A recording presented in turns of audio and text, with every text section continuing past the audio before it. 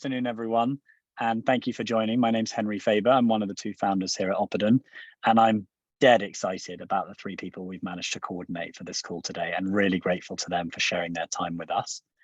So thank you to all three of you. I'll give some introductions in a minute. Just to be clear, this is a webinar about preparing for universities, and we're going to be looking at some of those key hurdles, some of the secrets, top tips behind what make a really successful university application, according to three people with very different experiences of that process.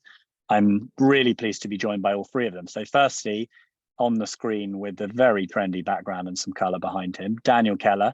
He's the CEO of Unifrog, which is a really well-known organization now, and I've come across a few times.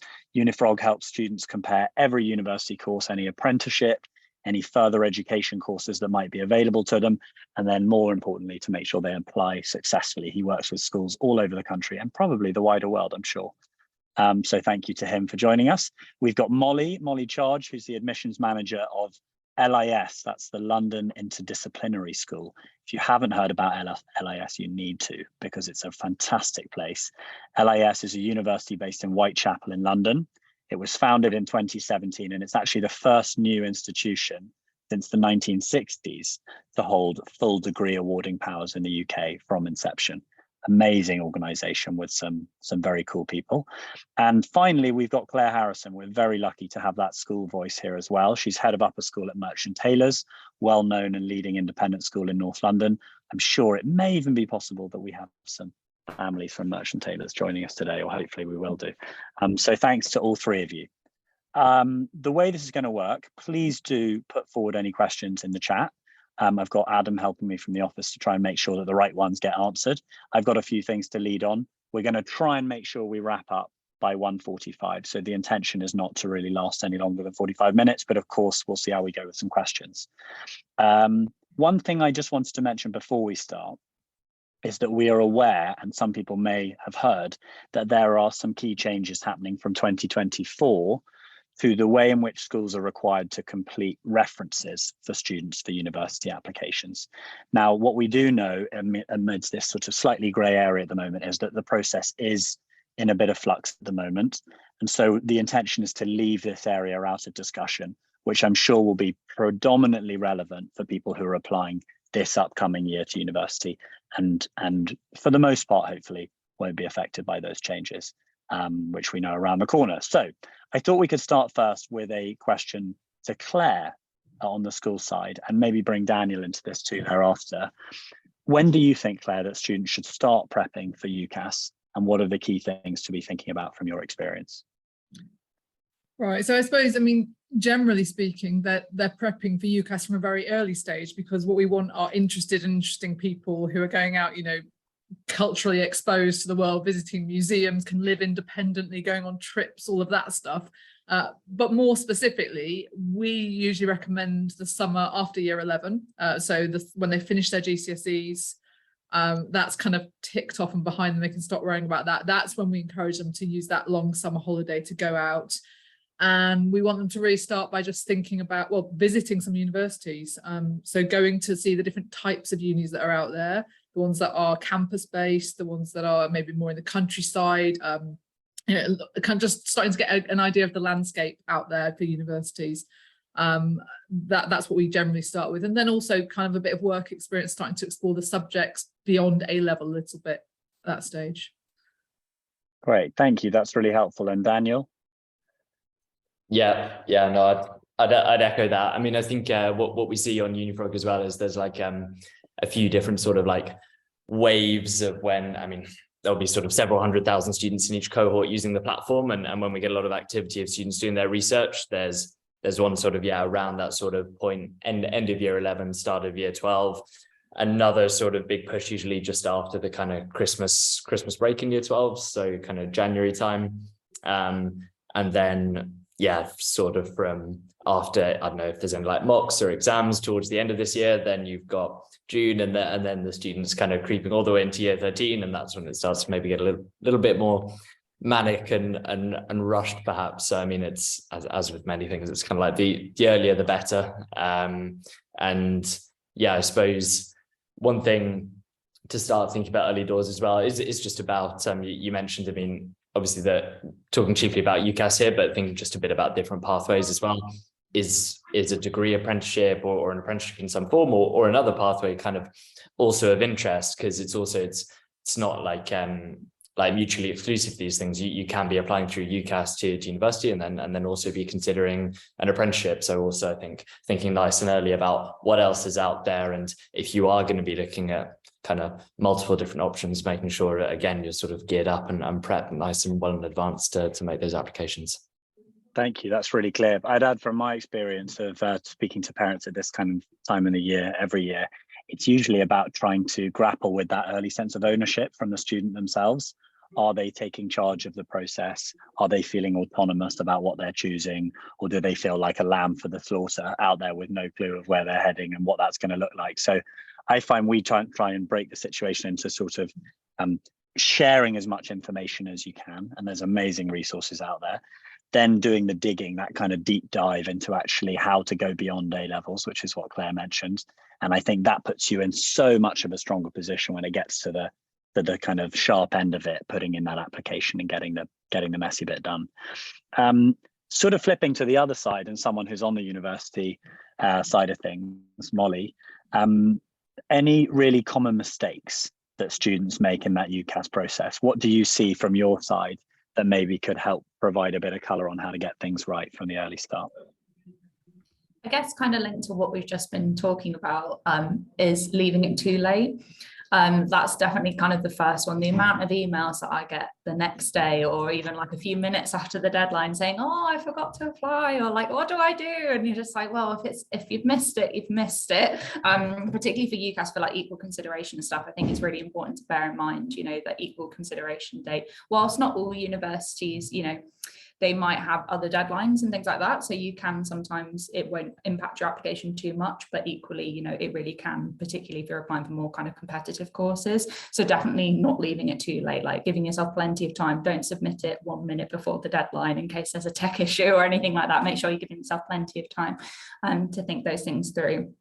And then another one is just really simple things like missing a digit off a phone number or having spelling mistakes in your personal statement, you know, not putting the right address down, you know, things like that. Just these kind of really little things that if you just spend the time like rereading your application, all of it again, I think it's really easy for you to go back and reread your personal statement multiple times, but it's really important to actually read your entire application again before you submit it, because, you know, universities want to get in touch with you about, you know, accommodation applications, or, you know, maybe to invite you to an interview, or, you know, to give you information for enrollment later down the line. And if we don't have the correct phone number or we don't have the correct email address, then it's going to be really hard for us to, you know, get in touch with you. So I think that's one thing as well that I would really stress is important to double check. That's great. So perhaps we could describe it as some of those late in the day banana skins, the Fergie time, stoppage time mistakes. Claire, thinking a little earlier back through the process, you must have seen it all over the years. Give us some of those obvious things that or the less obvious things that we need to be thinking. Well, it probably is obvious, but from our perspective, it's usually just not doing your research. So only visiting your top favorite university and assuming you're going to get a place there. There's such a large number of students on results day that get offered their insurance choice and say, oh no, I never wanted to go there anyway. And they end up with nowhere to go. So choosing an insurance choice that you're actually genuinely not interested or you haven't visited yet is one of the mistakes. And sometimes not researching the courses in enough detail. So there's quite a difference in the way different universities teach the same content. So some universities can be very kind of tutor-led and you're guided through the course, whereas others you're much more independent. And that can suit different students differently, and often they just don't appreciate how different something can be taught in a different university. So when they get there, it doesn't quite work for their style of learning. And then there's the obvious ones, like saying you have a criminal record when you don't have one. So the silly mistakes. So it's all possible. It's all possible. It feels like it's both the content of the course and the style in which that course is delivered, and separating those two things and thinking, okay, great, I am really interested in politics, but actually the way this politics degree is going to be taught to me won't suit me quite as well. And I think there's a social side to that too. I mean, Daniel, do you find that students are really very in tune with or aware of what the offering in the different places is going to look like, as well as the actual content that they'll be taught?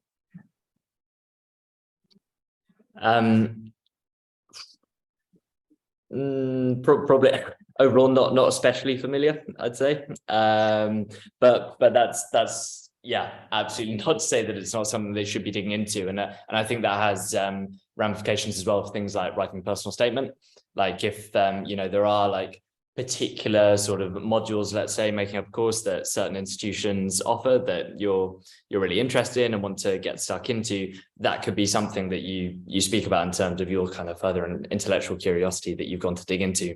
But that's then got to be relevant to institutions that have those modules on their courses. If you start speaking about some specialism subject within a politics degree that some of the unis you're applying to don't actually have as part of their course, then that's not going to look great on the personal statement, because that same statement's going to every institution. So yeah, that's super important. I think one step back from that as well, which maybe sounds a bit obvious, but do also sort of see from time to time, is remember, again, it's one personal statement, so you need to decide on one subject and not think about, okay, yeah, I'm going to apply for this subject to 2 unis and then this sort of other subject to 3 unis. Because if you're trying to make this one personal statement work for those 2 subjects, it won't, basically. By and large, there are some exceptions, I think, around some different types of joint honours and a few bits and pieces there, but it's just something to be careful around, I guess. Well, maybe that's, thank you. Maybe that's a good time to go back to basics and talk about the personal statement itself.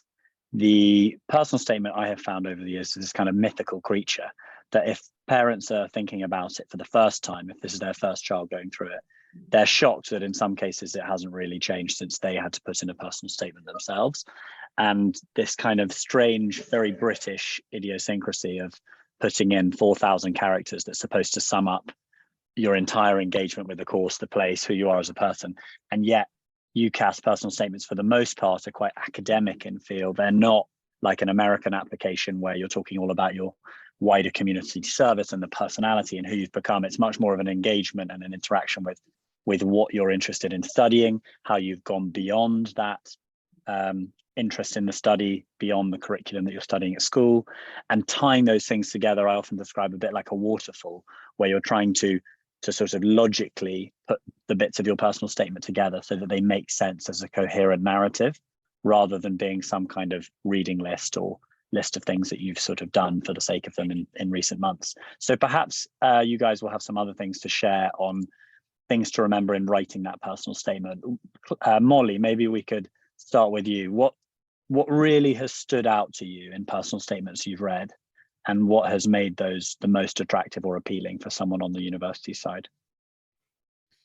So I think, like with personal statements, the key thing that universities want to see is like a real passion for that particular subject. I think universities completely understand that, you're going to be applying to other universities most likely as well as part of your UCAS application. So, they're not as worried about the kind of place and things like that, but we are really interested in the passion and how you've gone above and beyond kind of your classroom. So, to take history as an example, just to say that you've looked at this textbook as part of your history studies, or just regurgitating what you did in a history class isn't really enough. You need to go into a bit more depth about, maybe, I don't know, you were introduced to a topic as part of your classroom studies, but then this is what you did beyond your studies. So this is what you did in your personal time. This is what you read, the podcast you listened to, maybe you went and visited a site, for example. It's that kind of extra mile is the thing that universities are looking for.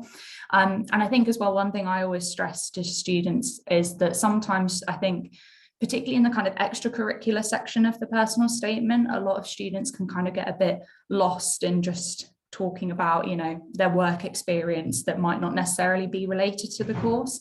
And I always really recommend that if possible, you do try and bring it to the course. And just off the top of my head, one of the best personal statements that I've ever read over the years, it was actually a student who was applying for a PPE program. This was at my previous institution.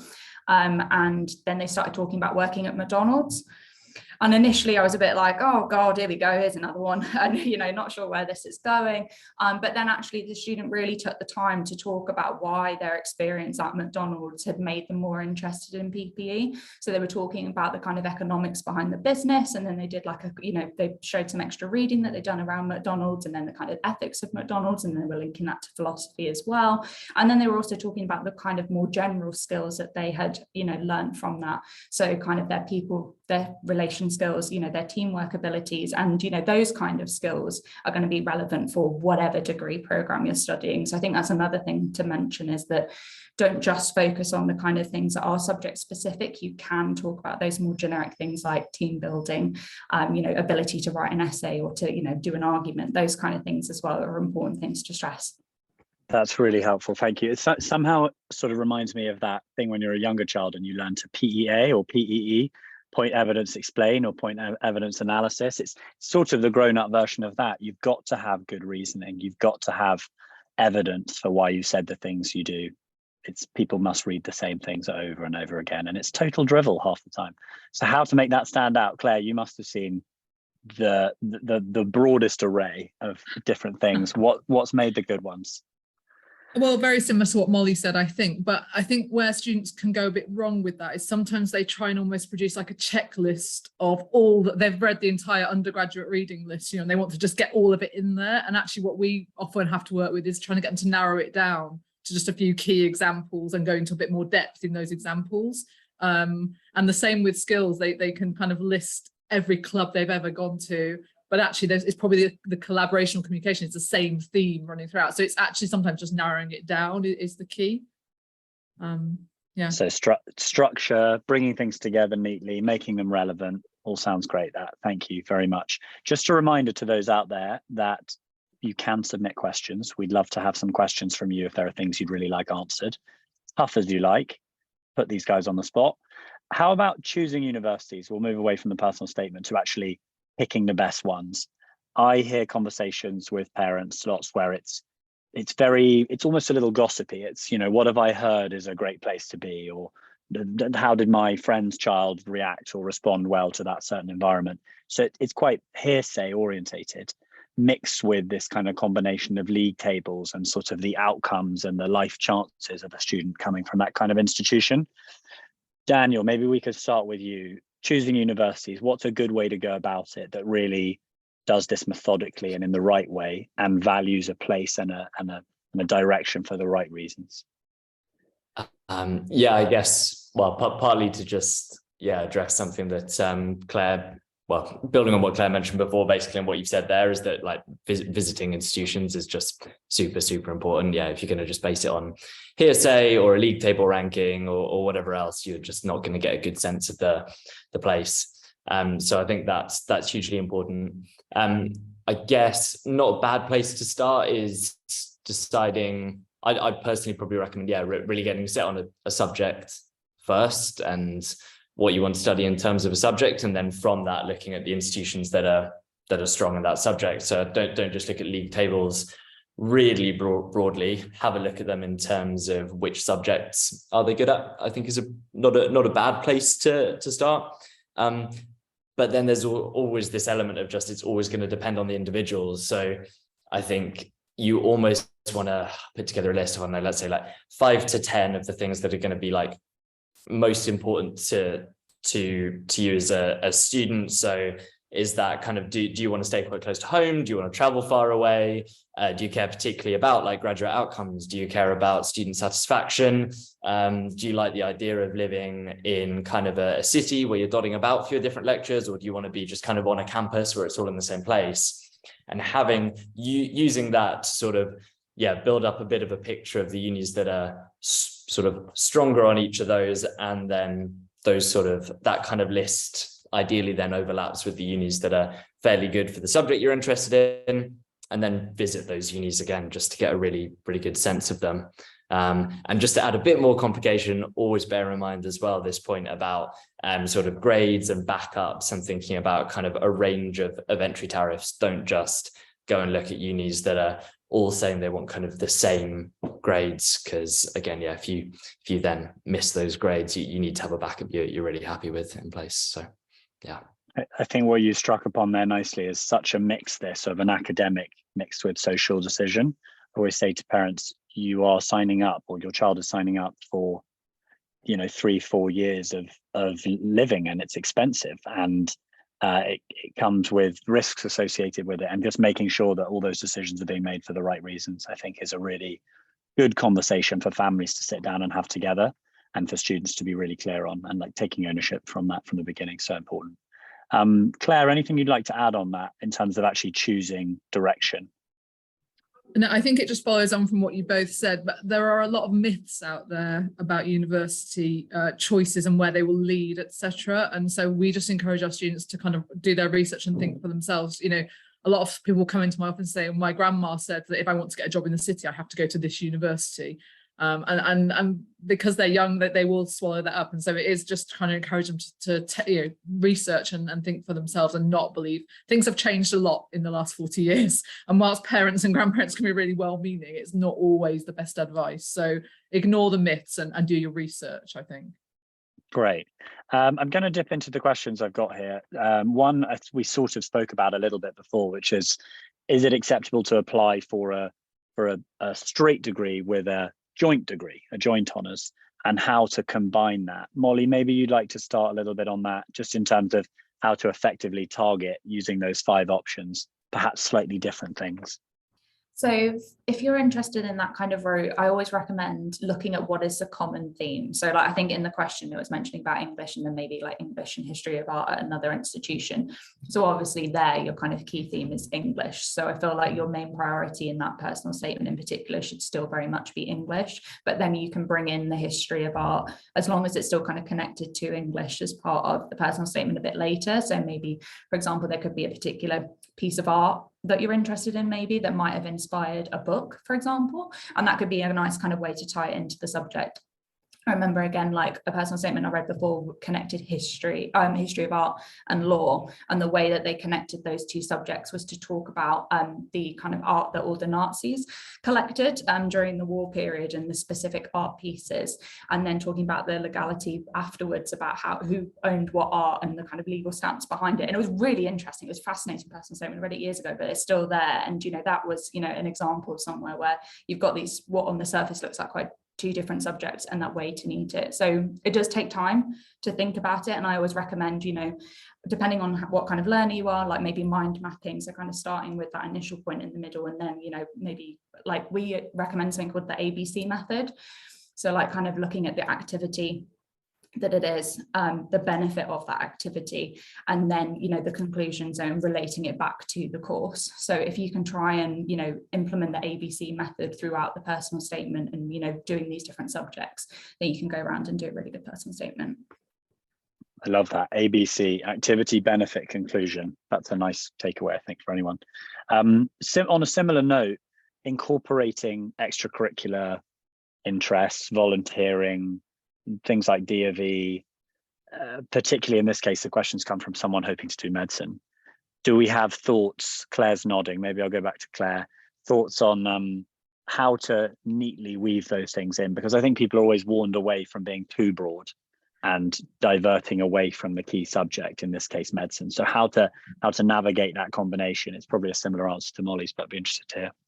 Yeah, well, I was just nodding because medicine is probably one of the few degrees where it is more relevant. So we generally advise our students to only spend a couple of lines on extracurricular at the end, and really to focus on the skills they've learned rather than just list what they've done. But for medicine, obviously a lot of the skills, communication, collaboration, creative thinking, those are going to come from extracurricular. So I think it is kind of almost matching the job, the course, the skills you need to be a medic to your extracurricular, and kind of auditing what you can kind of evidence from your extracurricular.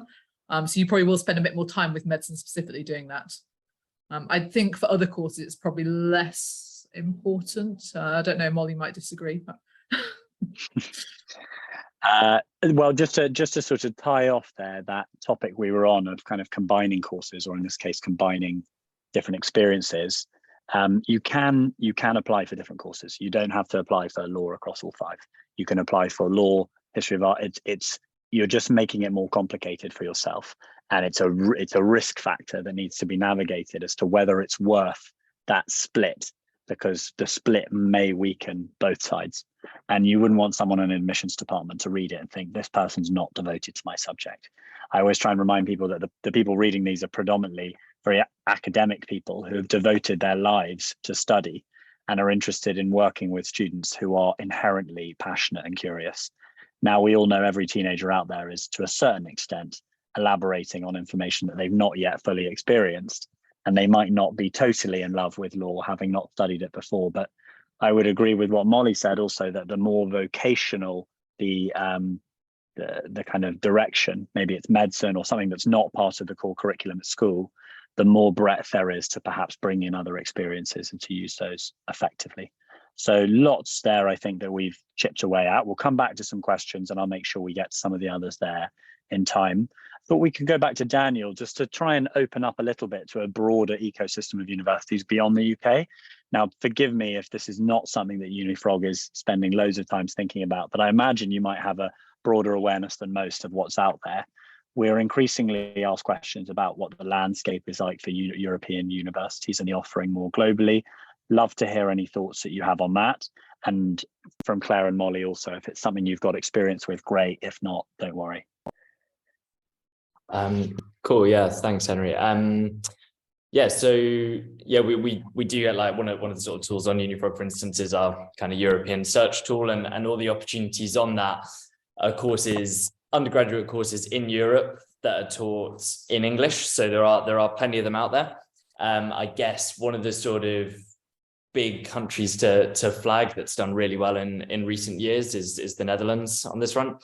So a lot of their institutions are sort of very well respected, have become really popular. I think even to the point that the Dutch government have actually put a hold at the minute on active international recruitment across their universities. So you can still apply. It's kind of on their kind of spend and what they're doing in terms of their marketing activities, because they've essentially done so well and have so many international applicants at the minute.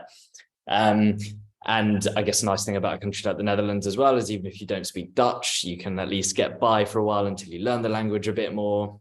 Well, you probably don't even need to learn the language if you don't want to, although I guess nice additional element of going and studying in Europe. So Netherlands is just one example, but there's institutions in most European countries that offer undergraduate courses in English. Some of them, in terms of the fees, are certainly quite a bit cheaper than in the UK, which is a nice thing to bear in mind.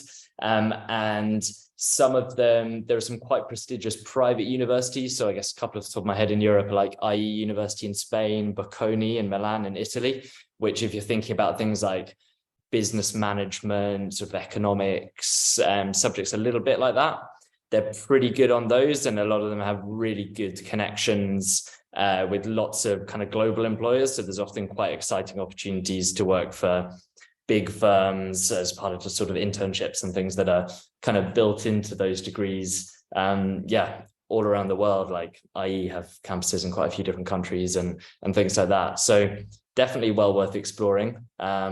I suppose, yeah, linked to that last point and think about employers as well. There's also new institutions in the UK, such as LIS, who I think have some good links on that front that I'm sure Molly can mention. But yeah, Europe's well worth exploring as another option.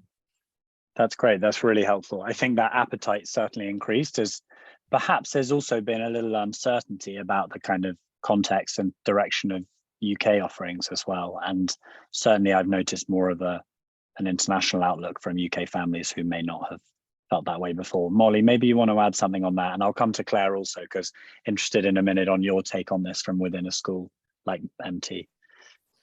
So most of my experience has kind of been with the US more so than with Europe. But I guess one thing just to note, both for most international ones, particularly for Europe in particular, is that the length of course is very different from the UK. So in the UK, most kind of undergraduate programs, obviously excluding medicine and those kind of courses, are 3 years in length, whereas a lot of European universities will have, 4, sometimes even 5 years for a course as well. So, whilst initially it might appear cheaper potentially on the course and things like that, it is something to bear in mind that actually you will have a couple of years of additional things to pay for, and that, you know, includes your accommodation, that's your personal finances, travel, all of those things. So that's stuff to bear in mind. And the same with the US as well. So most US university courses are 4 years in length. So again, it's just something to kind of bear in mind when you are doing that kind of initial research. But again, I think it relates to what we said. We've hammered it home today, but doing your research is just so important. And what might be the case in one US institution on the East Coast might be completely different from the West Coast. And equally, you know, one for Eastern Europe might be completely different from Western Europe as well. So it's really important to do your like really thorough research for each of the institutions you're interested in. That's great. Thank you. And Claire, anything you'd like to add on this? I would only echo that we've seen an increased interest amongst our students in looking at European universities, particularly you mentioned the Netherlands and Germany, those kind of areas for engineering type courses. There seems to be an interest in that. Maybe that's because we're finding it quite competitive in the UK, so the students are starting to look elsewhere. Financially, as you say, it can be beneficial. The only kind of advice I would give from a school perspective is please let your school know as early as possible, because I lost track of the number of times I've had an email saying I have to send this university in Amsterdam a transcript tomorrow morning, and we don't produce transcripts in the UK. It's not a thing schools do here, so we have to kind of mock one up for them. So just let your school know, because some of the universities will require quite different pieces of information to the kind of from the UCAS process. So have that conversation early. Really interesting. And how do you perceive these days the value proposition of those two very different climates for studying? How would you translate that value offering to a student asking you with an on the fence mentality? But whether they should do it or not. Well, I suppose just how maybe to look at those two different offerings, apart from just whether you want to live in Germany or, you know, live in Birmingham. Yeah, I mean, I think it's just the aspect of being a global citizen, isn't it, which appeals to some of our students. At the end of it, they're going to come out with a completely different experience that's more global.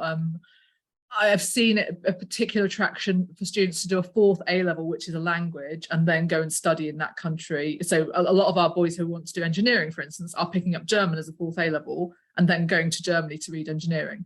So that seems to be something that they're more interested in. I assume that is a kind of being a global citizen aspect. And the fact that engineering is very good in Germany, I don't know. I'd be really happy to be challenged on this, and interested to hear if any of you disagree with this, but I've certainly found one of the interesting points of interest for the UK is that you can go and study really what you love and what you enjoy and take that into the UK workplace very malleably, or with a little bit more flexibility than perhaps other countries.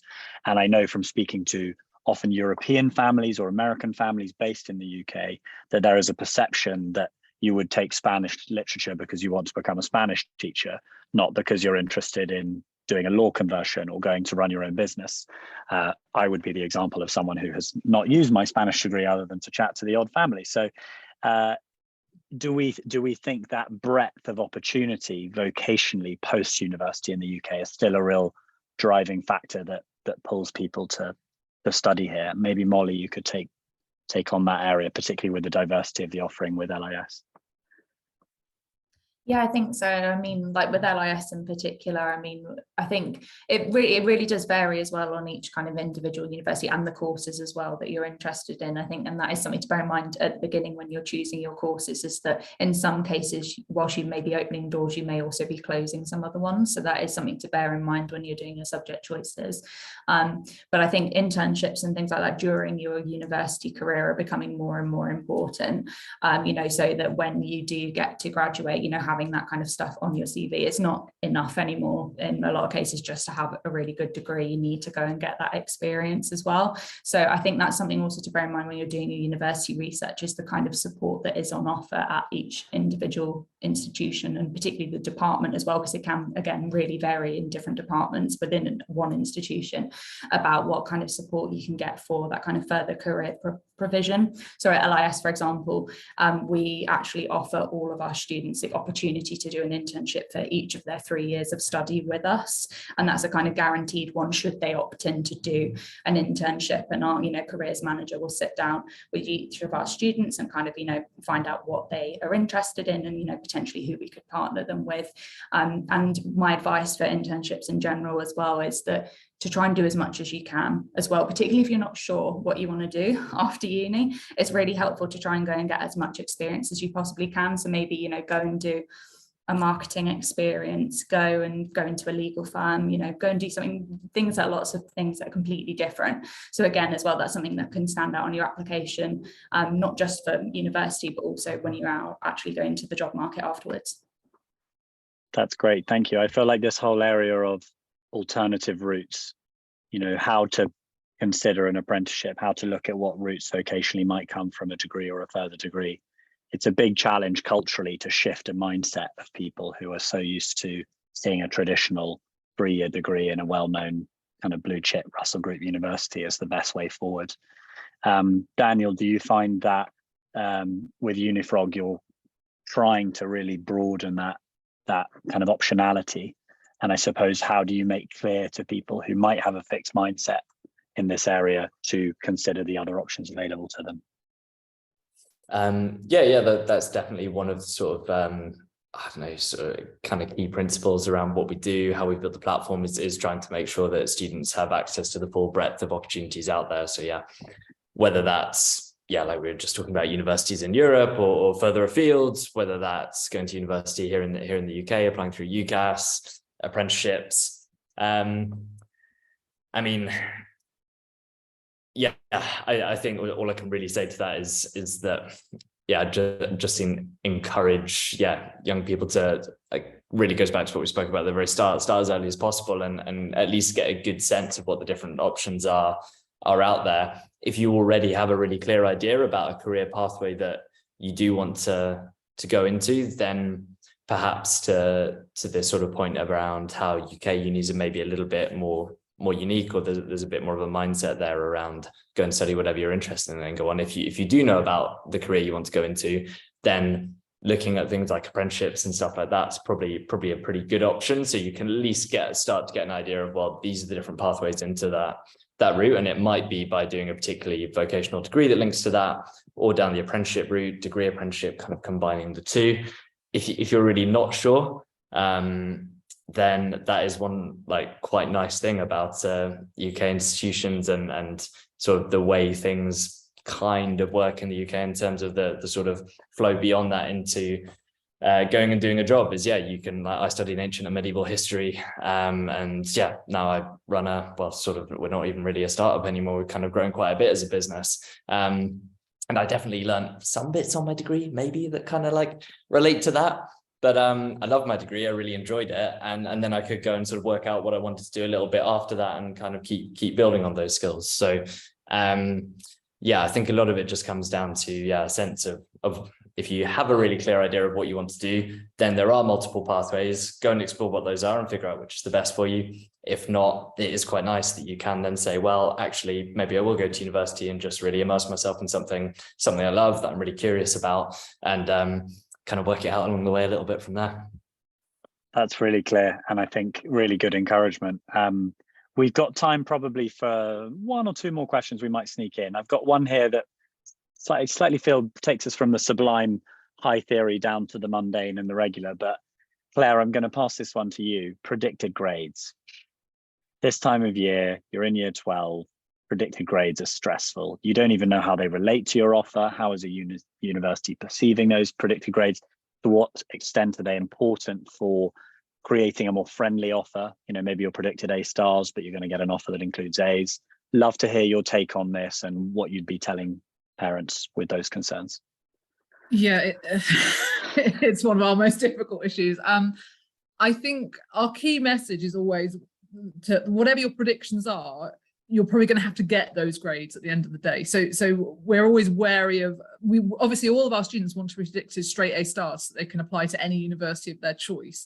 And we spend a lot of time working with them as to explain why that's not in their best interests, and that actually, that those are the grades they're going to have to achieve. So I think the most important message is just be realistic, and there's just no point over predicting and not getting a place or ending up at an institute that doesn't suit you or in a course that doesn't suit you because you were over predicted. So that's, I suppose I'm banging on that because that's what I spend most of my time writing emails about.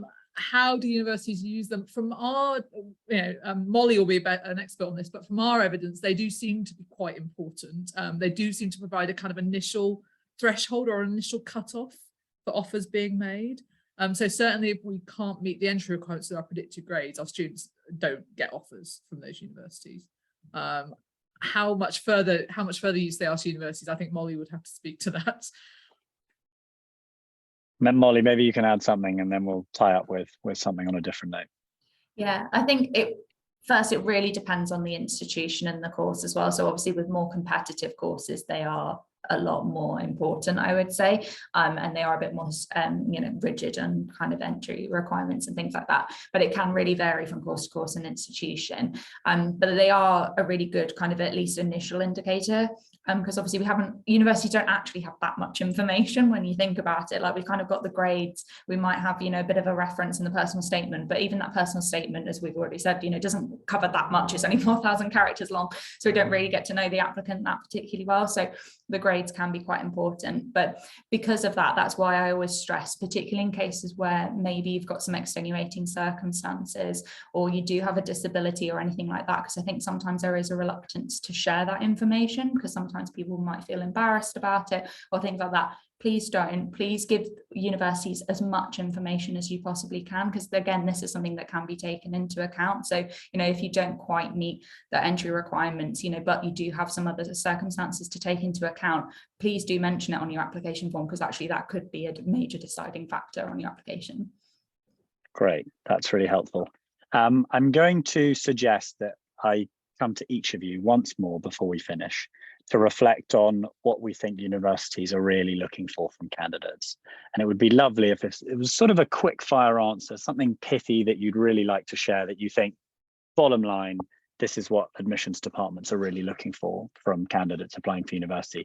Before I do, and to give you that extra time to have a think, just wanted to answer one further question on here that I don't think I got to, which was about approaching a personal statement for something really broad, such as a liberal arts degree. And I think that's a really interesting one just to reflect on, bring together and tie together the other things we've looked at. This is about going beyond what school offers you and what you've been offered in school. It's showing to a university that you are interested in going above and beyond what's been expected of you as a school student. And I think really that's all that matters in this. It's trying to bring things together that show that interaction, that show that experience, that show independent work and autonomy. This is not something you've been force-fed into. This is something you're striving for off your own back. Hopefully that kind of answers that question. And perhaps I'll pass over. We can start with Molly and then Daniel, and we'll finish up with Claire. One thing you'd like to add before we finish on what university admissions departments are looking for from candidates? I've already kind of mentioned it. I think, again, just kind of stress, it is that passion and that interest. It's that, going above and beyond. So showing that real genuine interest in the subject beyond what you've done in the classroom, remembering that ABC, so your activity, your benefit and conclusion / relating it back to the course, somebody who can clearly, explain why they think that they would be better than candidate X for a particular program. And here's the evidence that I have to tell you that I should be on your course. Great, thank you. Daniel? Yeah, it's from similar response really, but I think that's kind of because that is what it is. It's about showing passion for the subject. So why are you interested and what makes you really suitable, and then using some not like a massive list of things, but a few really great top examples that you can explain what it was, reflect on that, what you took away from that, or why that demonstrates either why you're really passionate or what makes you really suitable. And showing that you've gone above and beyond. So using examples that aren't just from the school curriculum and what you've been sort of made to do as it were through school, but things that you've actually gone away and got stuck into outside of that. Thank you very much. And Claire? Yeah, it's very similar. I think they're just looking for someone that's genuine, someone who has chosen a course because they have an interest in it, not because their friend told them to or because they think it'll get them a good job. And someone who because they're genuine, is reflecting that passion and who is therefore very teachable, is someone that will make great progress at that particular university on that course. I think if you're honest with yourself, I think a student said to me recently, If you're applying to a university and you're finding the preparation really difficult, then it's probably not the right university or not the right course. So you should almost be enjoying the preparation, the reading, etc., because you picked the right course. I say exactly the same thing to people. I say it sounds trite, but you've got to enjoy the process of doing it. Otherwise, it's never going to be a fun 3-4 years spending money to study something you're not interested in. I really like that. Authenticity and teachability. I think those are two really nice words that maybe hadn't come up in this earlier part. People wanting to work with you as a student because you're so clearly flexible enough to make a success of it and to be authentic. This is why people can't pay loads of money and have someone write a personal statement for them. It just doesn't work. And I think good mentorship, which is here what we do at Oppidum, I hope, is about guiding people along the way and showing them new directions, helping them to deep dive into the things they're interested in. It's not about doing things for them. It's about trying to find ownership and autonomy for that student individually. I think that should make for a really exciting process. So it's bang on 1:45. I'm going to stick to my word. All three of you, thank you so much. You've been really kind, sharing the time over lunch with us. I really appreciate it. 3 very different perspectives. I would so encourage you to check out LIS, London Interdisciplinary School. It is, for those who haven't heard of it, just a really incredible institution that's making waves and doing interesting things. Unifrog is all over the shop. I see the logo everywhere. So Daniel must be doing a good job, and I hope your school is already engaging with Unifrog. I'm sure it is. And Claire's nodding. Claire, we wish you well for an Easter holiday full of rest and break and pause and relax and all those wonderful things. And I will share out the recording of this also with those in attendance and for those who registered but didn't attend. In the meantime, have a wonderful rest of March, and thank you guys very much. I hope we'll be in touch soon. Thank you.